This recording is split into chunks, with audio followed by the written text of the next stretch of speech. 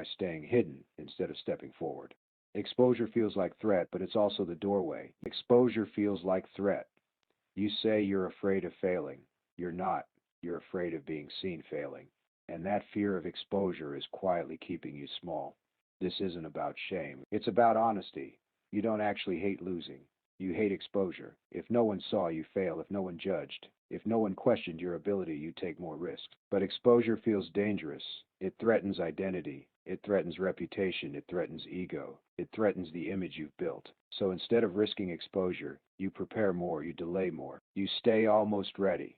The longer you protect your image, the longer you postpone your growth. Exposure is required for expansion. Every higher level demands vulnerability. You cannot grow privately forever. At some point, action becomes visible, and that's where people stall, because staying hidden feels safe. You can say, I could do more. I have potential. I just haven't executed yet.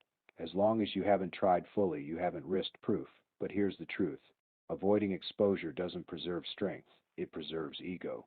And ego protection caps growth. You think you're protecting yourself. You're limiting yourself. The strongest version of you is willing to look inexperienced, willing to look imperfect, willing to be seen trying, because growth requires visible risk. Ask yourself, where am I protecting image instead of building skill? Where am I staying hidden instead of stepping forward?